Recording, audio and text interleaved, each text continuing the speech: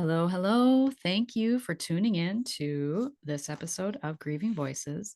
Today, my guest is Reverend Christine Vaughan Davies. She runs the hospital chaplaincy department at Robert Wood Johnson University Hospital. She is an ordained Presbyterian minister, seminary professor, and trained spiritual director. Christine shares stories from her chaplaincy work to normalize grief and help people live more fully in the moment while educating about grief, loss, and advanced care planning. She lives with her family on a small farm in New Jersey, spending her time chasing chickens and chauffeuring her children to their activities. Thank you so much for your time and being my guest today, um, and for the work that you're doing, because it's not easy working in end of life and in the grief space too. And so I have questions around. Well, let's start there. And we kind of spoke briefly before we started recording, but for a lot of helpers, often it's their own experience that bring them into the professions of helping others. And so what has been your experience that led to you becoming ordained and doing this work in grief and loss and advanced care planning? Mm. Yeah, thank you so much for having me and for creating this space for us to make this a part of everyday conversation. I began as so my journey to become a hospital chaplain, and maybe I should backtrack because not everyone knows what that is. But I work in a hospital and essentially I'm an extra layer of um, emotional and spiritual support for patients, families, as well as the staff that work within the hospital. But how I got into this was I grew up in the church. My family and I went to the local Presbyterian church. I really took to it. I was very much in it and did youth group and bell choir and all of that, and was a pretty precocious kid and was convinced from a young age of God's presence in my life, as well as the fact that God wanted me to help the most people possible. Sometimes in religious circles, we talk about calling, and that was my sense of calling or vocation. And I thought the best way to do that would be through medicine. My mother was a nurse, so I think she maybe egged that dream on a little bit. And I had actually volunteered and worked for a number of years as an emergency medical technician. So, riding in the backs of ambulances with people when they were going through major medical crises. And it was in that work where I recognized as much as I could do minor repair of wounds and administering oxygen and ensuring safe transport to the hospital, what really spoke to me was being able to hold people's hands while they were scared, and trying to provide just a little bit of comfort to them when they didn't know what was going on. And they were oftentimes questioning, right? Why is this happening to me? And so it was through that, and then my own experiences of being a patient. I was in and out of hospitals for quite some time, including one that I used to work in later on, trying to figure out what was going on with me medically. And eventually, I was diagnosed with generalized epilepsy, which I'm fortunate is under control now. But I was having a lot of seizures and also had a lot of frustration at the bedside manner of some of the healthcare providers who were caring for me. And no one seemed to get how this was impacting me from a holistic perspective. And it was around the same time that the church my family was attending had a new associate pastor who just took me out in between my hospitalizations, took me out for dinner, and talked to me about what it was like and cared for me in that way. And I found more renewal through that conversation than I did in any of the medications. Now, don't get me wrong, I still take all my medications. I'm a big fan of medication, but it was recognizing that there's multiple ways to go about healing. And that was really the first time I encountered pastoral care or spiritual care, which is what I now provide to patients and also teach clergy how to provide. Wow. So a lot of people might think that, well, are you a licensed social worker? Because often that is kind of left to the social worker in a hospital setting. And so, like, what is your scope of practice in that Mhm. way versus a social worker? So I'm unique in that I was also a licensed social worker. It took me a little while to figure out my exact journey, and I also went to social work school and got my MSW. But where I, as a chaplain, chaplains are really looking at, more of the spiritual bent. So, for instance, when I worked as a cognitive behavioral therapist before this, we would talk about all sorts of things. As now, as a chaplain and a spiritual director, I'm really focused on that particular lane. In the hospital, oftentimes we'll fill kind of a larger role just because the social workers are having to do a lot more of the logistical work. So things like, um, discharge planning, dealing with insurances, things of that nature.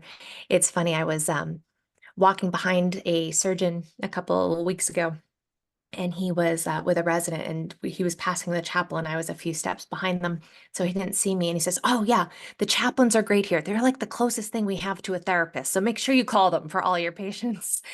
And so there is an element of that where we are trying to fill the gap for patients in that way. But we also work very closely with social workers. We work closely with the medical team to really provide that interdisciplinary care. What were the lessons that you received growing up about end of life and death and dying and the beliefs that you had, and how have those changed or shifted as you Mhm. found your path in this work? Yeah, so I didn't grow up hearing a lot about end of life or death and dying, apart from, when we had relatives that I wasn't particularly close to die. And I think that's part of what got me into this because I thought, why aren't we talking about this more? This should be something that we're really looking at even from a young age. Like my kids know much more about death than I ever did at that age growing up. And even though I was in the church, it was something where there was a funeral, it was sad, but then the expectation was, okay, we keep moving. Whereas when I was going through some of my own experiences, particularly around pregnancy loss, I recognized no one is talking about this in the way that I think that they could. And when I've been working with bereavement groups, a lot of what I'm hearing from the bereaved individuals is society wants me to move on, and there's no moving on, or I'm not ready. I can't just, I like to say we move through it, we don't move on from it. So I think trying to dispel some of the myths that are out there about grief has been important to me. And then I do a lot of advanced care planning in my job as a chaplain at the hospital. So helping people to think about their death, to name a healthcare proxy for someone in case you can't provide what you'd want medically for your treatment. If you can't give voice to it, how do you tell someone else what it is that you'd want in advance of that? But people don't like to have those conversations. And I've been accused by many people, including my own family, of being morbid for this reason, because we just, push death to the wayside and we don't like to think about it. What were some of the things that you experienced as a patient and as a child during that time that you could give some parents insight into in how to support their child who might be in the medical system and have that be having that experience that you had? Like what would be some advice that you would give? Yeah, so one of the things that I see, and I talk about this in the hospital where I had been a patient for a number of years, was recognizing the individual. Not just coming in and saying, especially in a teaching hospital where there's lots of doctors coming in at any one time and saying, oh, in this bed we have, and reading off the medical record number or the diagnosis rather than saying, oh, this is Christine. Christine, what's going on for you today? And just ignoring me completely, or talking to, and I was a teenager when I was going through a lot of that. So I was sometimes there by myself. My parents couldn't be there all the time and not engaging me at all. And I think we're shifting away from that in healthcare majorly to patient centered care and family centered care, where we are giving voice to the patient's experience, to the family's experience. One of the things I tell a lot of patients that I work with and people that I work with in my spiritual direction practice is that you know your body better than anyone, Because part of my experience was, nobody was seeing my seizures. I was just coming out of it postictal, which is kind of the period after a seizure where you're not really making sense. Or I'd be on the floor and I didn't know why, but nobody had seen them. And so it took a while to figure out what was going on. But I knew this isn't right. Thankfully, my mother also realized that wasn't right. But I had a lot of people say, no, no, no, you need a therapist. It's in your head. It's a lot of dismissing what was going on for me, which I think is especially true of women as well as people of color, that their pain or their symptoms aren't taken seriously by our healthcare field. And I work in healthcare and still I see this. And so really encouraging people to, know themselves, know their body, and advocate for what they're needing.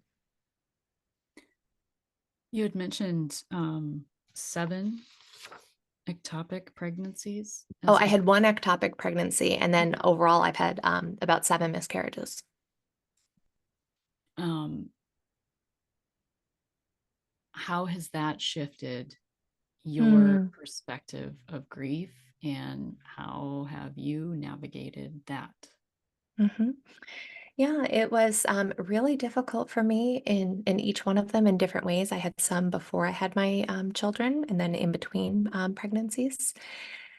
I think it shifted by first what I would call intrapsychic loss, which is what I talk a lot about, which is not just the loss of the baby or the pregnancy, but it's also this idea that this is not how I was planning for my life to go, or even for some people they encounter that when there's been a major trauma in their life.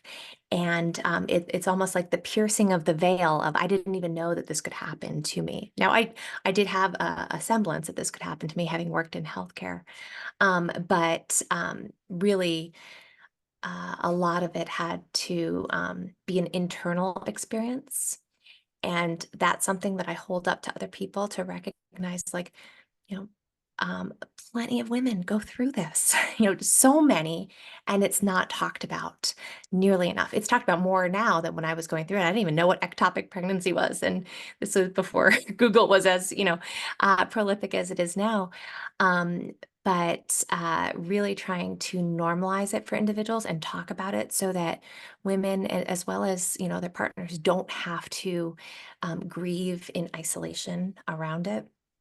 Um, a lot of what I do now in the hospital is provide comfort to parents who are going through the same thing, who the technical term is a fetal demise, but someone who has given birth to a baby who may not have taken a breath in this world or may have taken a breath that was their first breath and their last breath in the same day.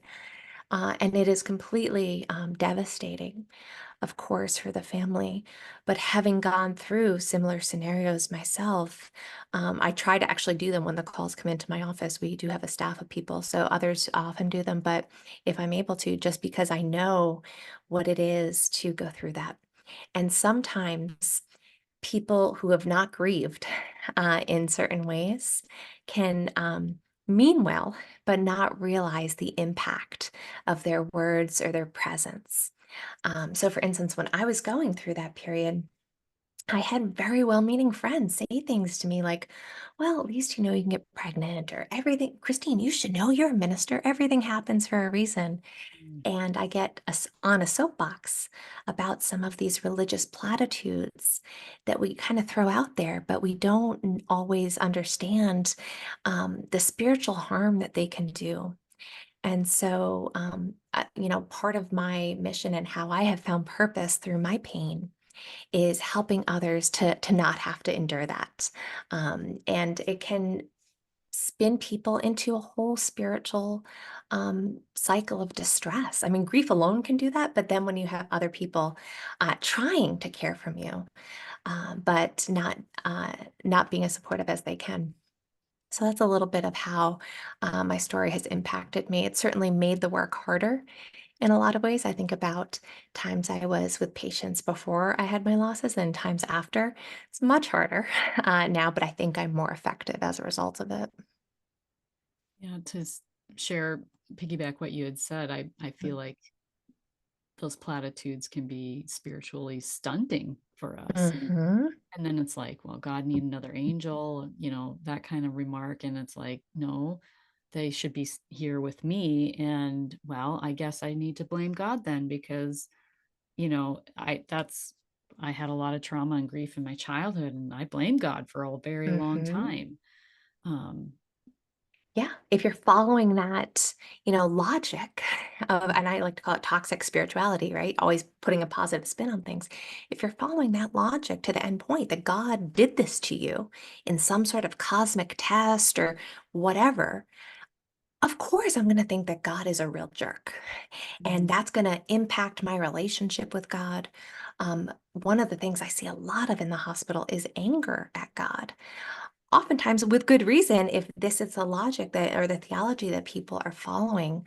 And then a lot of our religious institutions don't allow a space for that anger. A lot of patients that say to me like, I'm really angry at God for doing this, but they are worried that even voicing it aloud is blasphemy. And so they're like, I can't talk to my clergy about it, which I think is why we sometimes get it as this anonymous spiritual person within the hospital. Well, right, because you have no skin in their game. Mm-hmm. Mm-hmm. Um, what is the advice then that you give to people if they find themselves in that situation? And how have you, how did you personally navigate those relationships with those people that would say those types of things? Yeah, I think I was fortunate and I had other people that were weren't saying those things to me. And so I just knew, okay, I have to lean on them a little bit more. And then I had people who actually, after the fact, when they endured their own loss later on, came back to me and said, I realized that I said this in the moment Mm, and it wouldn't be helpful now. And so that's why I like to tell people about it so they don't have to go through the experience of it to know the implications of it. But what I do encourage people to do is to really lean into their emotions, whatever they happen to be, whether that's anger. Sometimes it's relief. I see a lot of families that have relief when a loved one dies and or pregnancy's lost or other things, and people feel guilty about that because I think it needs to be all sad all the time. But lifting that up is a valid emotional experience. And I would say find people who will be supportive of you, whether that are those are grief groups, whether that is working with a therapist or a spiritual director, or if you have friends or family that have been through it in similar ways. Sometimes it's a little too hard if people have been through it for them to be able to be with you. But there's a fantastic quote that I use a lot to inform my work, which is the cry of the soul can only be heard by one whose soul has already cried. ooh, that's And good. and I think that speaks a lot to, how we can be tender with others when we know that tender place of grief for ourselves. That speaks to what I say on my podcast quite often is that someone can someone can only sit with you in the depths of your grief to the depths that they've like allowed themselves to feel their own. That speaks Mm-hmm. Mm-hmm. way more eloquently and beautifully. Thank you for I don't know sharing. who said it actually. Maybe your listeners can find it out. I have tried to, I heard No it Google, somewhere. huh? I've tried, but I'm not the most technologically savvy person, but I've not been able to figure it out. But yeah, and that's a lot of how our educational system in chaplaincy actually works, is people come in having, gone to seminary and, know all of these weighty theological understandings. But a lot of what we have to do in our training is around the emotional pieces, particularly as it relates to that countertransference. Empathy. Mm-hmm. And it Absolutely. doesn't come naturally to No, everybody. no, it's hard won. Yeah. Um, what has been the greatest thing that, or what has your grief taught you? What has your grief taught you? Yeah. So there's this concept in Christianity, although other spiritualities sometimes draw from it as well, called the dark night of the soul. And it is this concept in kind of mysticism where there is great darkness, is really referring to, it's not so much the night, but the obscurity, the not knowing why things are happening. If people believe in God, they may feel abandoned by God or that they can't feel God's presence. And it's really when everything we thought we knew kind of changes and feels like the rug has been pulled out of us from a spiritual perspective. And the amazing thing about these dark nights of the soul is that often they result in transformation, in a new dawn of a new understanding of ourselves, of our sense of spirituality or how we connect with the universe or others. And most people will say, it was terrible to go through. I don't want to go through that ever again. And yet, I have a changed meaning perspective as a result. Now that takes a lot of time, right? We don't just wake up one morning and it's like, oh, everything's hunky dory now. But I do believe that a lot of my own grief and loss, a lot of the grief and loss that I've sat with for other people, um,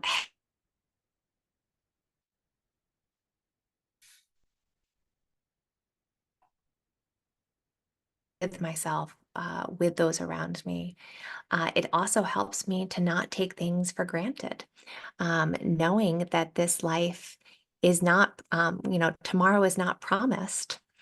There's lots of, meditations around, engaging our liminality as a spiritual practice. And using that as a framework for how do I live into my life, knowing we're here for just, a speck of time when looking at the entirety of the world. So again, some people that wouldn't be as a positive spin on it, but to me, it really does motivate me in how to live my daily life. And that brings up a question of how you live your daily life now. But as you were going through it, you're having to not only manage your own emotions, but also the emotions of your existing children as you were experiencing child loss yourself, the emotions of your spouse. Yes. Hmm. Um, can you speak to that a little bit? Like Mm, how it is to hold your own grief, but then also have a family that's grieving, mhm. too.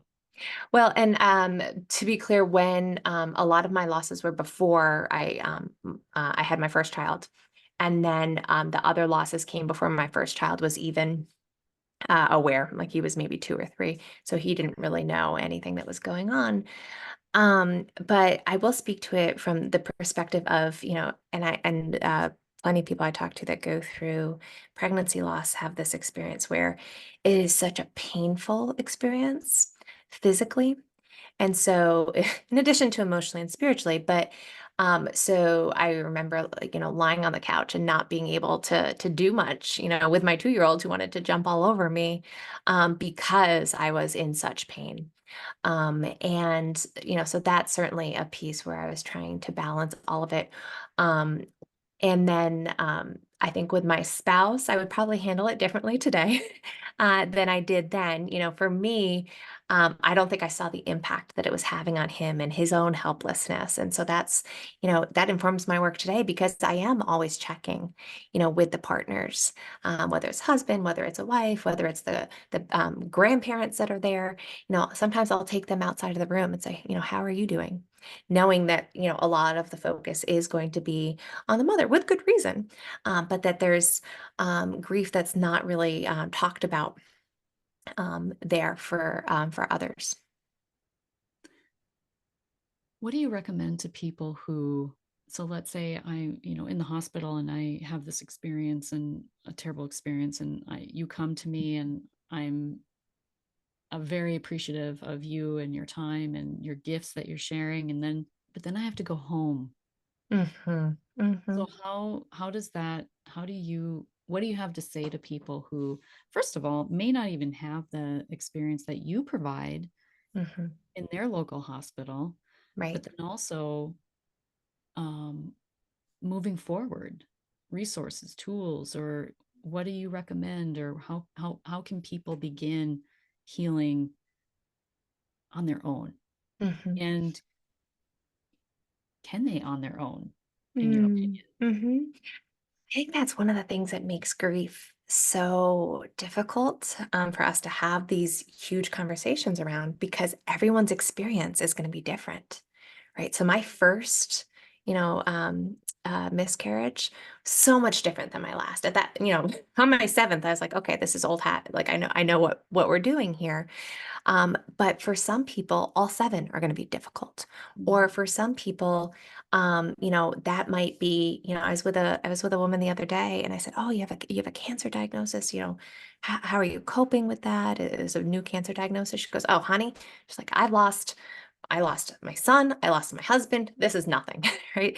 So, Mhm. so much of how we are approaching grief and loss in our life stems from all that we have experienced up until that point. You mentioned childhood trauma and abuse earlier. In some ways, I think that has a huge impact onto how we grieve and to the resilience that we're bringing into this work. So, all that to say, it is going to look a little different for everyone in terms of recommendations that I would give.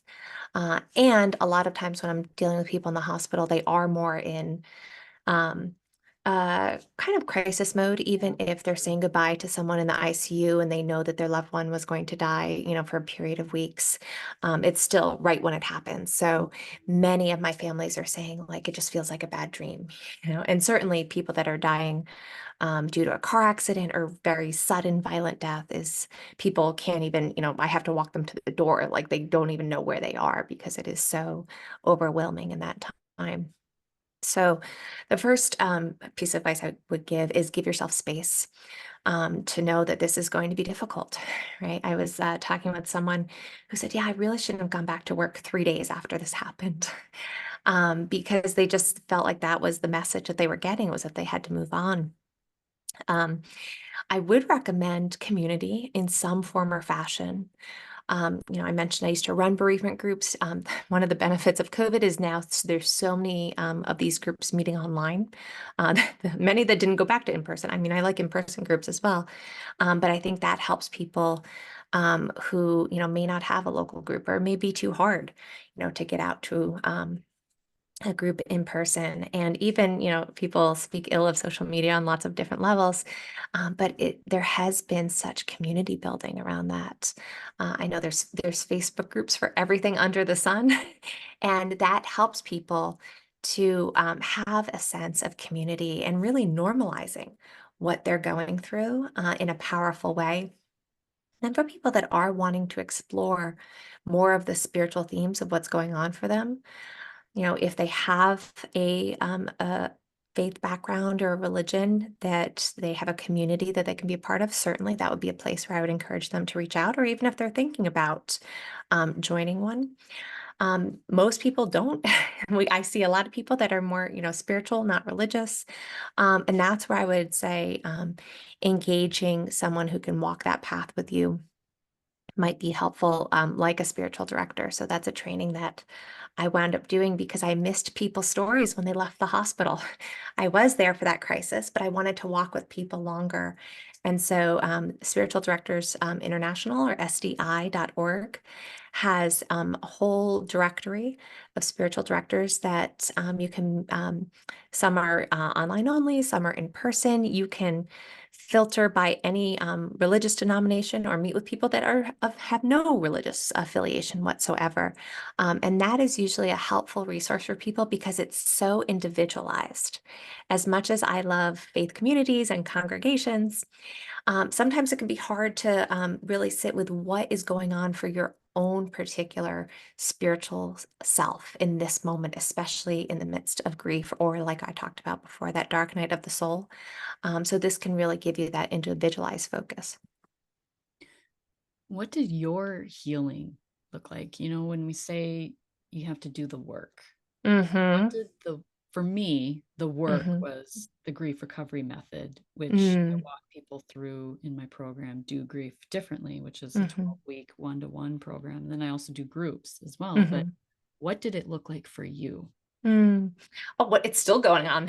It's Yeah, we're always, always a work we're in always in progress, it. right? Sometimes I said to my therapist not so long ago, I was like, I thought I was over this by now. Like, how many years has this been? And I'm like, no, no, no. Like, our stuff is always our stuff, and it's always gonna move with us and shape us. Um, a couple of things that stood out for me. I mean, one was getting to lament to God and engage in that anger. I remember it was during that time I discovered there's a lot of cursing psalms in the Bible, so those were very helpful to me at that particular juncture. I engaged some therapists, some that were fantastic, some that were not so good. Same thing with support groups, and so that's the other piece of advice I give to people. Like, reach out to others, and if it's not a fit, it's not a fit. Just keep reaching out, which can be hard to do when you're in the throes of grief. But yes, talking to people who understood. For me, some of it was also writing about it. And so I do write a lot. I have a newsletter on my website, and I've written about in detail about some of my pregnancy loss, as well as more general stories from the hospital. So for me, that was helpful to really articulate it for myself and the blessings of it. It took me a while. I couldn't write about it for a while at first, but I went back to it later. And then the other piece of advice that I give people that helped me as well, and I'm continuing to see how this unfolds in my own life, is that there's a physicality to grief and loss, and it does reside in our body. And I love all the research that's out there now about trauma in the body, and just how true I'm finding that. And so for me, it's about how do I engage with that for myself. So whether it's, through massage, or I know you're a Reiki practitioner, that's something I picked up a little while ago and loved, or using yoga, or just being in my body and healing from that perspective. It can't just all be, this talk therapy. That has been true in my own life. And I suspect it may be the case for others as well. Yeah, when one of the things like I'm a certified biofield tuning practitioner, which is using tuning forks, and our Mm. energy field extends Oh, five to I've not done that yet. ooh. We'll So talk after this. I Mhm. actually prefer that to Reiki. Actually, I incorporate Mm. elements of both Okay. in my practice with clients, but our energy field extends 5 to 6 feet out, and our energy field informs the body, and our body Mm. informs our energy field. And so it really is what you're feeling in here is what you are putting out energetically. It really is a reflection of what you're feeling in here. And so Mm. it's like when I see people, like just in church, for example, I can always tell who is got a lot of maybe anxious energy, tense, stress, because Mm. people will do this. Mhm. It's Mhm. always, and just putting their arms up here shouldn't change their shoulder dropping, but it's still just, we're just like this. I think that's all of us in some ways. Like we're all Yeah, holding so constricted. much and just Yeah, not even breathing, fully with our yes. So diaphragm. it's just, Mhm. bringing attention to that, right? And Mhm. why am I feeling and holding this here? And so Mm. that's what I help people work through. And what's beautiful about biofield tuning is that you don't have to talk about it. The work Mhm. happens as I'm working through your energy field, but Mm. um it's just been a beautiful thing to be able to add that into my grief work with Mm. clients. And then also, it's often how people come into grief work because they realize they have a lot of stuff they are holding on to Mhm. energetically. Mhm.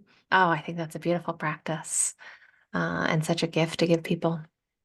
Is it becoming more common too? Do you find in the hospital that you're working in that they are starting to offer more of these other modalities while people maybe are in intensive care, or because you can't just offer someone energy healing without their permission. So there Mhm. is, Mhm. that caveat, but is it I becoming wish, more common? not that I've seen. I wish it would. In fact, some hospitals maybe, but I'm always writing grants for. We need a whole integrative, spirituality department that is, Mm. bringing in other things.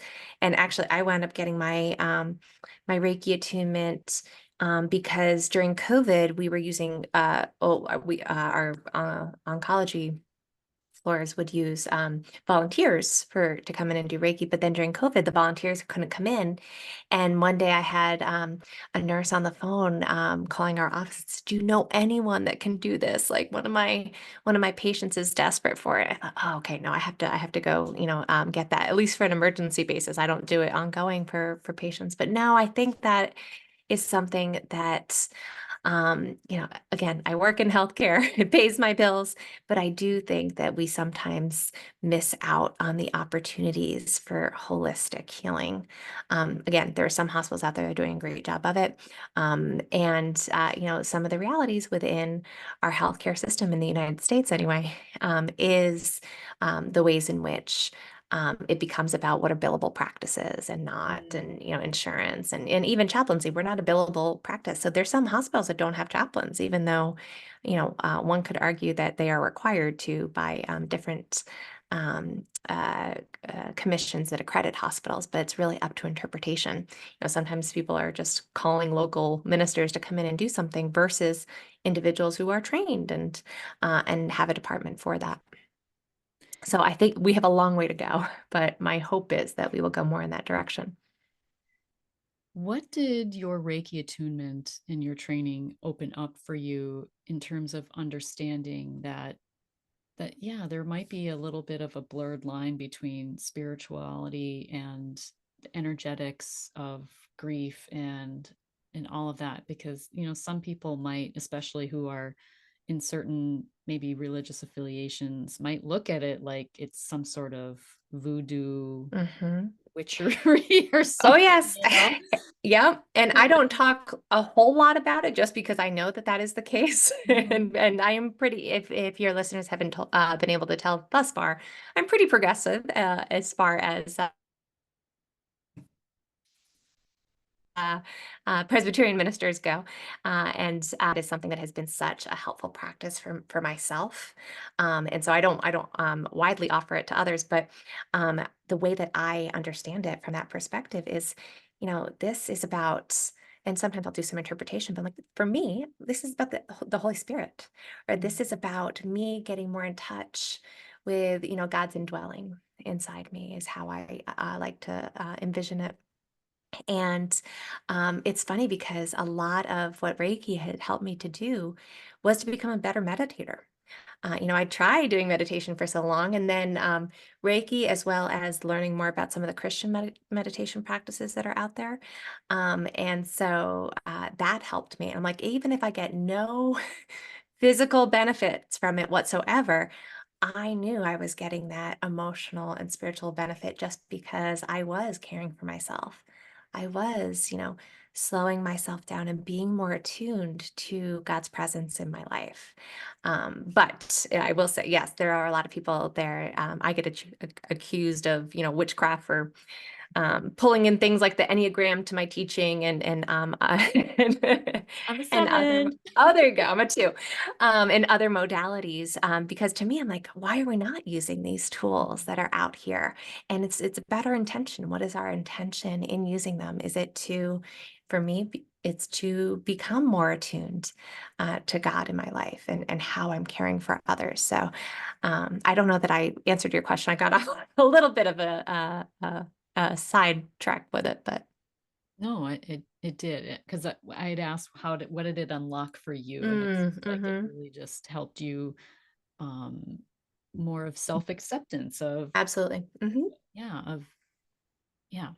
My son, he's been pretty skeptic, or for he was for quite a while, about what I do and with the tuning forks, and just he didn't quite understand it. And then he asked me, um and I said to him, you know what, though, I have a prayer. I Hmm. do. It's like a prayer for Hmm. me. I don't Yep. know, maybe other Yep. people have a different way they do it, but I said I have a specific prayer, because his concern was, well, who knows what you're inviting in? And I said, no, I Mm-hmm. know what I'm inviting in, because I'm bringing that intention and I'm calling it out. I'm calling Hmm. it in, with my intention and with my prayer. And so I had to make that clarification. And then he was like, oh, okay, that makes sense. Yeah, No. I use a prayer as well. And one of my teachers for Reiki actually learned years ago from a Catholic nun in a church because that used to be. I know I was shocked when she told me that because it used to be, I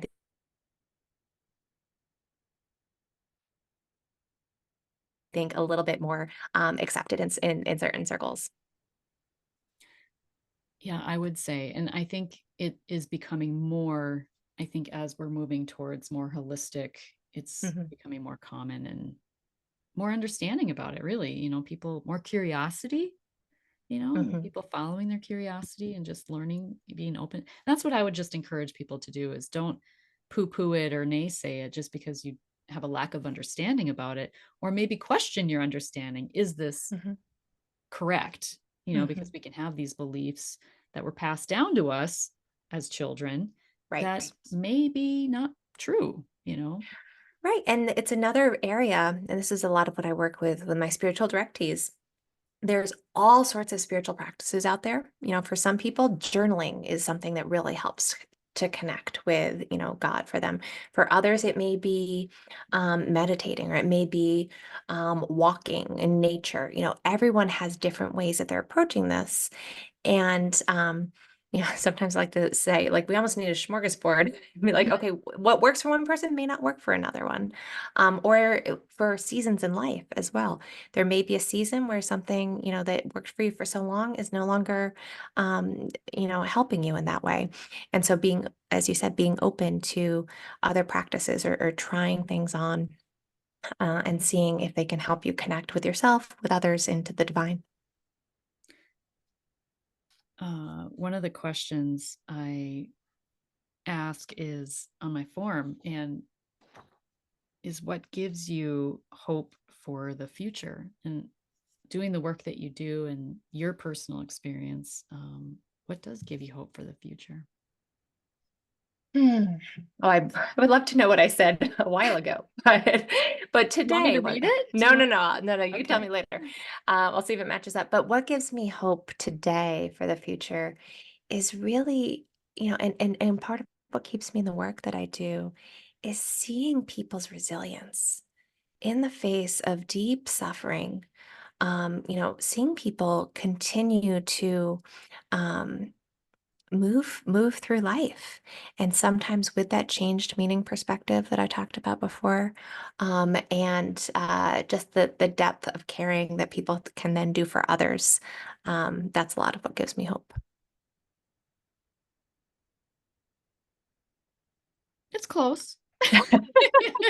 Look, I can't remember what I had for breakfast, so yeah, I I don't know know, how I was right? going to answer a question a little while ago, Right. but How is your past experiences and just in the work that you do and what you see, how has it maybe changed um how has it influenced how you parent and maybe um what you give more attention to um in your parenting and how you maybe talk about death and dying and I imagine that you're open and transparent, like you talk about death and dying in your house maybe regularly or maybe not. I don't know, like how has that informed your work and hmm. informed how you parent and all of that?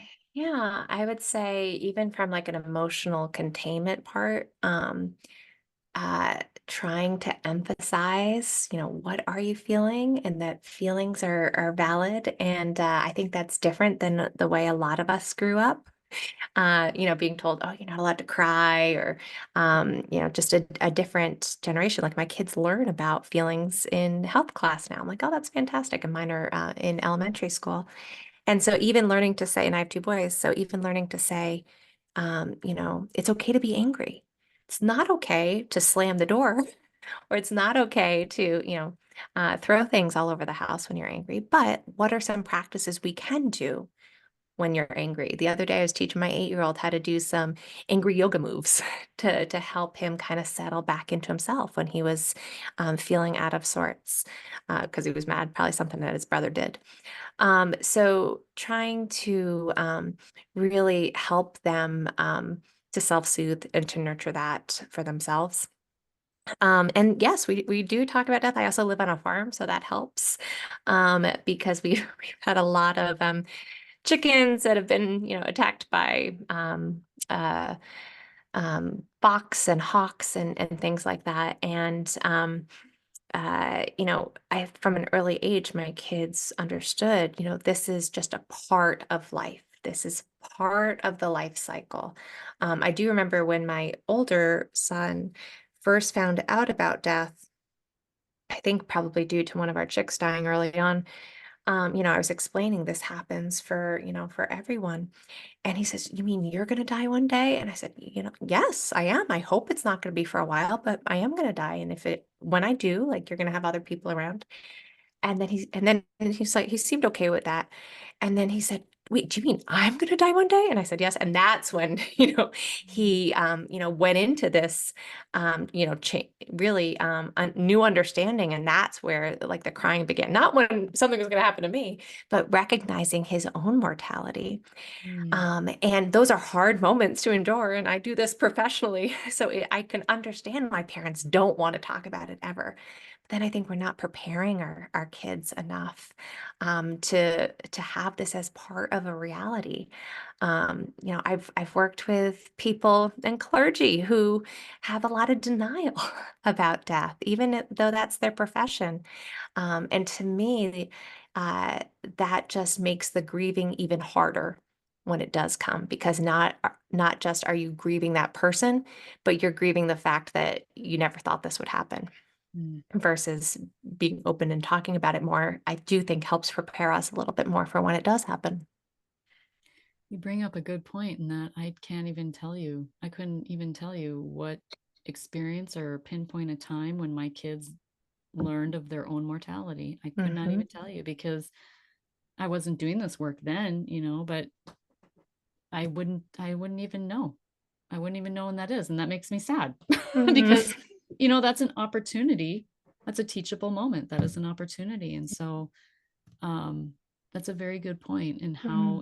how it can really shift a perspective for a child when you are have that awareness of what they're saying and really and what they're feeling and then how to talk through it.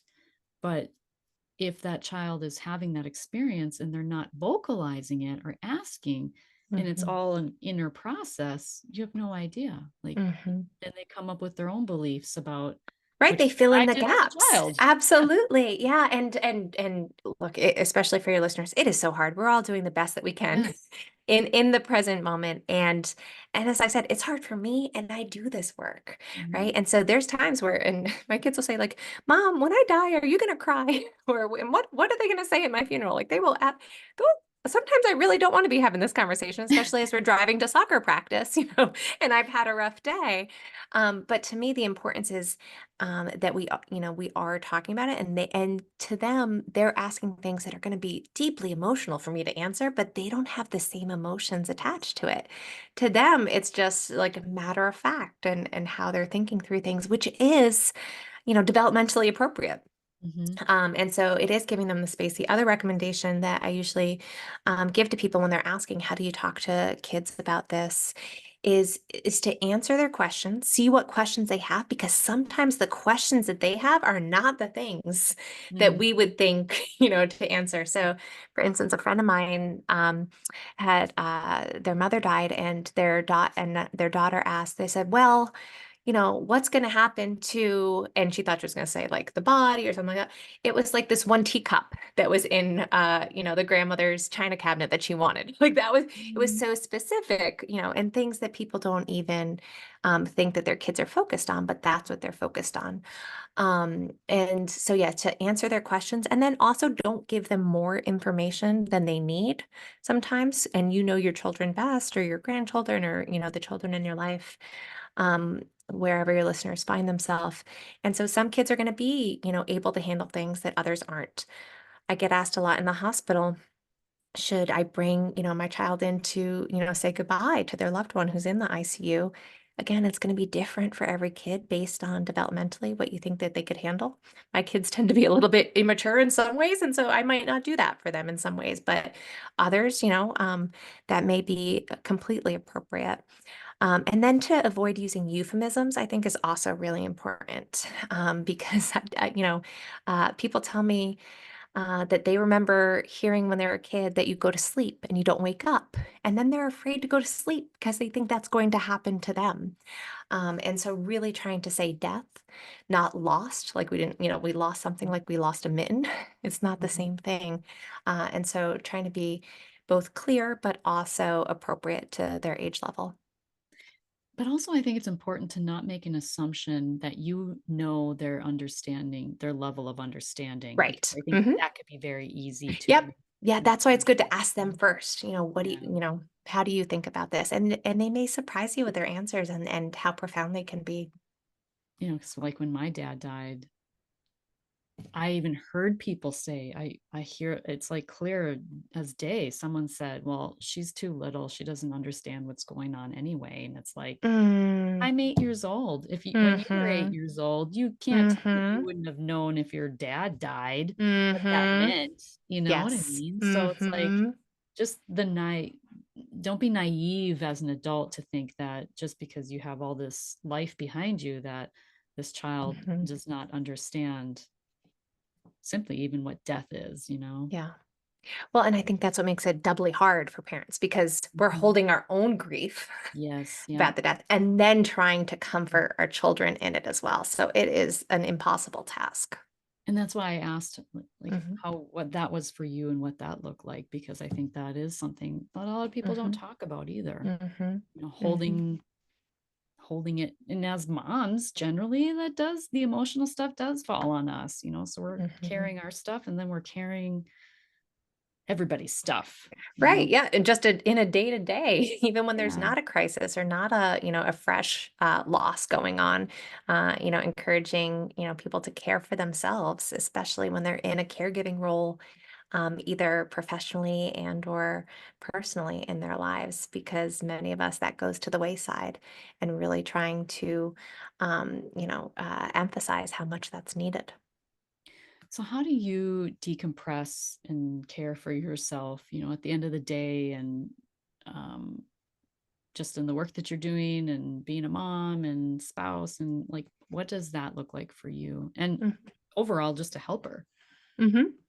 Well, I'll say, I keep a number of people on my payroll, so that is very helpful to me, from my own therapist, my own spiritual director, my own massage therapist, all of my, doctors as well. And I am, people in my office are funny because they're like, "Oh, you always do all of your medical appointments." I said, "Absolutely, I do. Like, I am there all the time because I want to make sure I am taking care of my health. To me, that is important because of so much of what I see. But then I have people that I can turn to who know this work.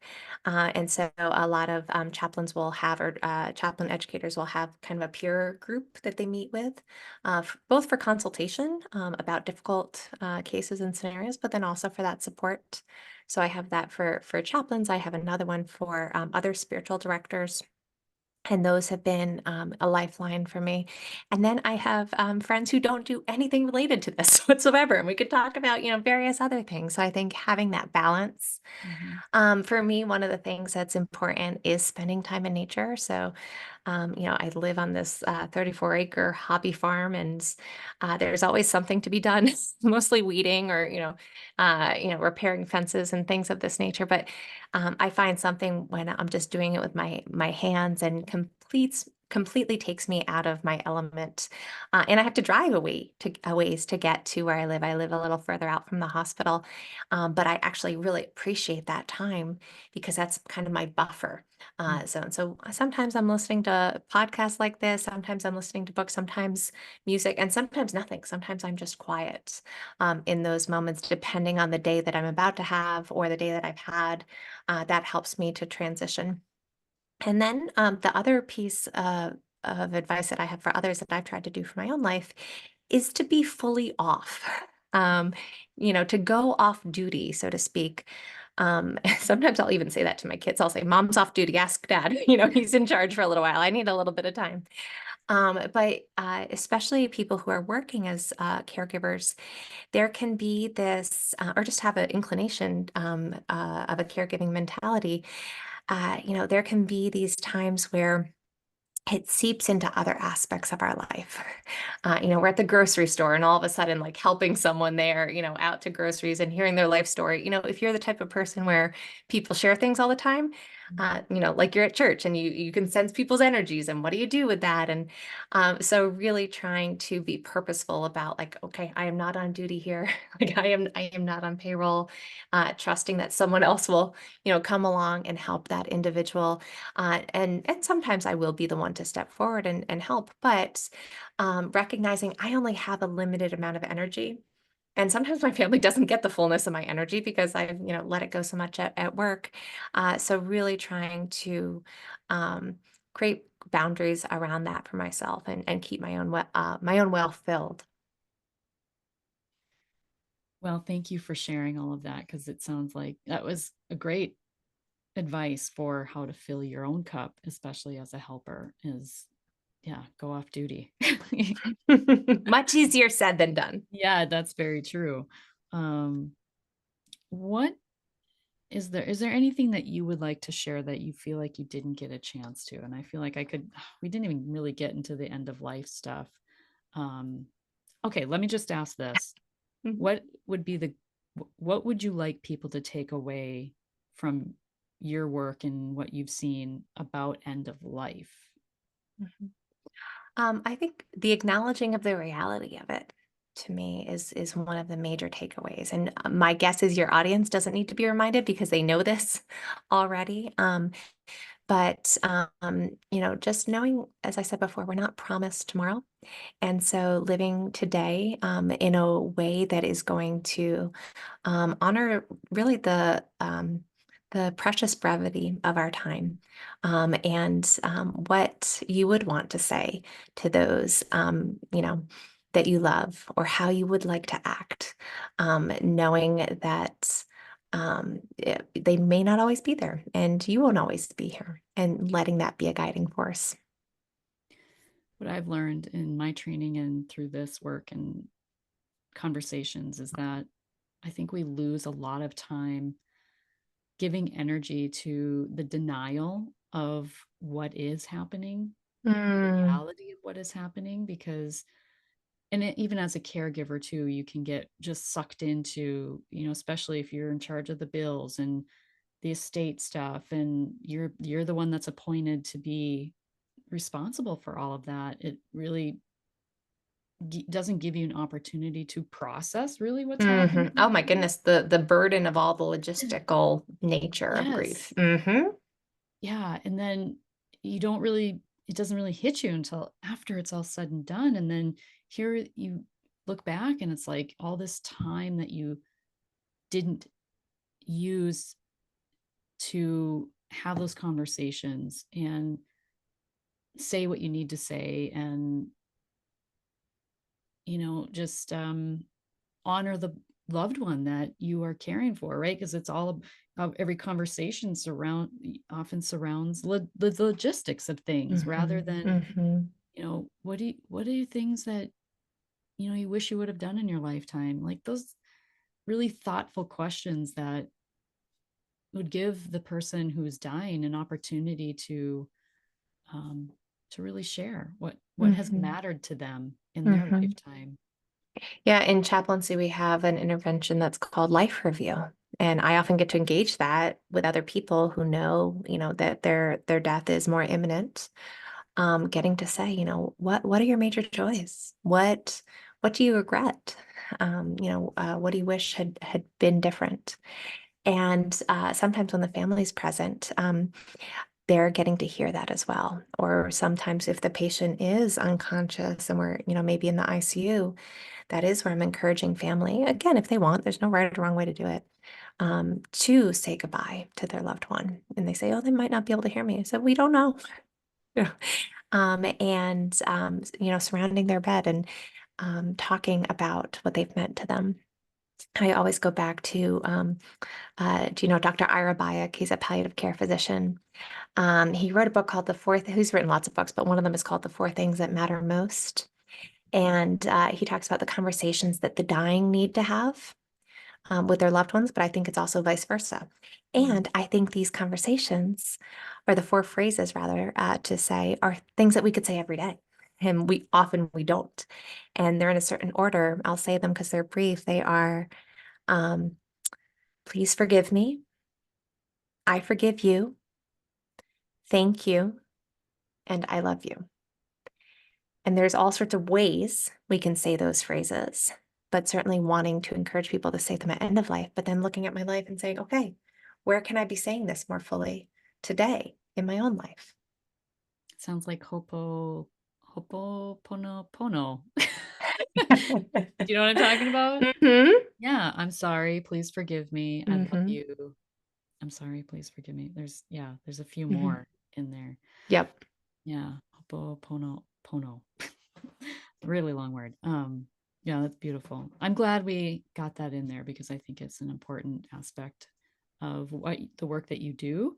And also, for me as an end of life doula, I feel like I Mm-hmm. don't talk about that piece as much as Mm-hmm. I talk about the grief that people are left with after the fact, Mm-hmm. right? Mm-hmm. Um, my dad had cancer and he was sick for, I think they gave him, I think it was like 4 months or something. He lived 16 months, Mm-hmm. stage 4, and he died in a nursing home. And I don't know that that's how he would have chosen to spend Mm-hmm. his end of days. I think that's really what's fueled my desire for end of life education. And Mm-hmm. because I didn't even realize that, what was possible at end of life. Like, you Mm-hmm. can choose who you want to see you and who you don't, and you can choose how you want your environment to be. And I think I would have like essential oils going, and candles, and my favorite music, and Mm-hmm. um, yeah, just you can set the mood, I guess. Mm-hmm. Like, Yeah. Yeah. that's possible. Like, you can make it what you want it to be. Um, I just didn't know that that was possible. And so, um, yeah, it's kind of hard in a hospital, but you know what? I'm sure accommodations can be made, Yeah, right? maybe not the candles, but we have battery operated candles. Yes. You have And those yeah, fake flickering mhm, ones now. exactly. I have one over here. And yeah, and I think families are becoming more attuned to this. You know, what is going to help us honor our loved one? But yet, when there's times that we can speak to that beforehand, when everyone is hale and healthy, before there's a crisis, Mhm. that I think is the most important piece. And you can even wash your loved one, Mhm. and some people might, no way, I want no part of it. And I think that's And part in of, some religions, that's yeah. part of the practice. Absolutely. I think in like Western society, we've gotten so far detached and removed from the dying process. We put it in somebody else's We've hands, and technologicalized it. Absolutely. yes, yeah, Versus when it used to be in the home. yes. I mean, they would take pictures as a family with the deceased, Hmm. like family portraits. Yeah, wear black for mourning. And yeah, I think we've yeah, far removed ourselves from that experience. And I think, and that stunts our healing too, I think. Hmm. Hmm. Yeah, I think it can be a beautiful process when the family is there. And, I've watched as, a spouse will crawl into bed, Mhm. with the patient, in their last few moments. Or, I've been there when they've had, Leonard Skinner playing, that was that would be my choice. But, really trying to, even though we're in a medicalized setting, and, people that are home hospice, that's going to look a lot different, but we try to make it, as peaceful of a place that represents that person as possible. Well, where can people find you if they'd like to read some of your writings and connect with you online? Where can people find you? Sure. So I do write a newsletter about twice a month, long form newsletter on Substack, and that's Journeying Alongside. They can also find me on my website, which is my name, Christine, then V Davies, Davies.com. And on there's a link to my newsletter, all my social media, as well as more information if people wanted to do an individual spiritual direction session. Amazing. I will put links to all of that in the show notes. And thank you so much for sharing your personal story today and also the work that you do, which is so needed. And I appreciate you and your time today. Oh, thank you so much for having me. I've loved talking with you today. And remember, when you unleash your heart, you unleash your life. Much love.